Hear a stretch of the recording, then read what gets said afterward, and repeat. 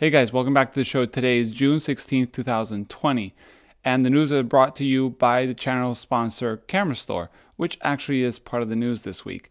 They've come out with some cold shoe, hot shoe covers for cameras to have an ISO reminder.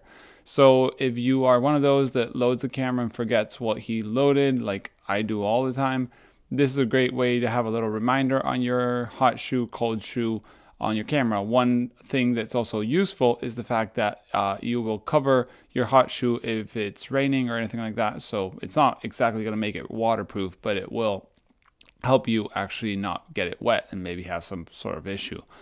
It comes in 5 colors if I'm not wrong, like red, green, yellow, black, and white. I might be missing maybe blue too.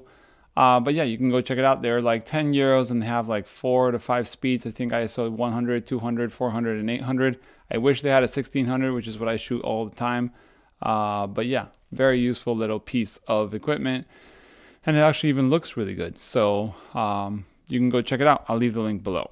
Then we have Artisans finally has launched the 50mm f/0.95, very much like the famous Leica Noctilux. This is a 50mm f/0.95, so extremely luminous lens, and it's $780, which is like 12 or 13 times cheaper than the Leica equivalent. Of course, it's not going to be the same quality, but if you're one of those that just loves having something chunky on your camera, you might want to check it out. But yeah, it's interesting seeing the third party market for Leica M mount. Then we have Negative Supply coming out with a little update on their Kickstarter, saying they're going to be sending the rewards of the 120 film holder this month, which is June. So that's pretty good news. They're sticking with their time schedule, considering everything that's been happening around the world in 2020. It's kind of a miracle that a Kickstarter is going to be on time. Then there's a little news that might not be news, is that Ilford actually has been, of course, closed due to what's happening in Europe and in the world, and they closed shop for a while.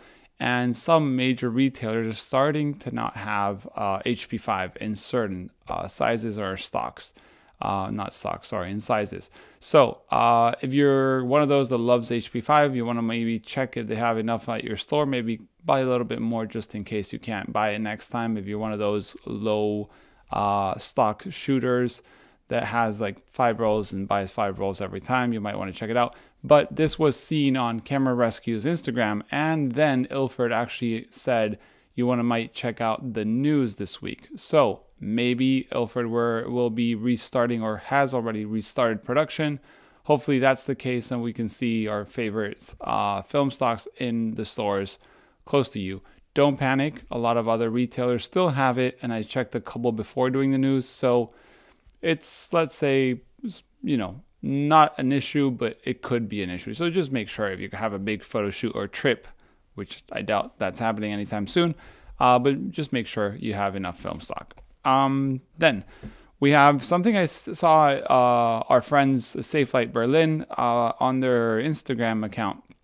They posted that Lomography now comes with these plastic 35mm canisters that don't have DX code.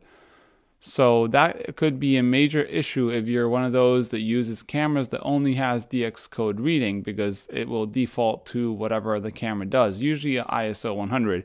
So if you're shooting lomography and you're used to loading your favorite point and shoot that it reads the DX code, that will no longer be happening. I don't know if it's all across all of lomography. I only saw 1 roll of ISO 100 color film stock.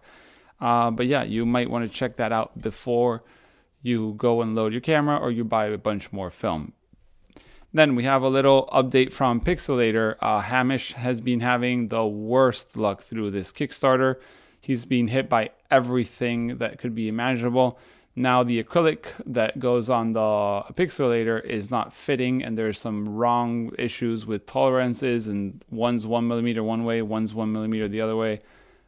Pretty much bad luck, I have to say. So he was going to fix the issue and hopefully send them very soon. So hopefully before August, we'll see the Pixl-latrs at people's hands and using them as much as possible. Then, oh yeah, that's about all for the news. One quick thing. I finally got the podcast on Spotify and other services. I'm still late for the second episode. I'm really sorry. I will get back on it and then just continuous publishing. But yeah, that's basically it. Another thing is, you might have noticed this little microphone here. I've been having some issues with audio. I hope this sounds a little better. And I don't really mind having the microphone on the news.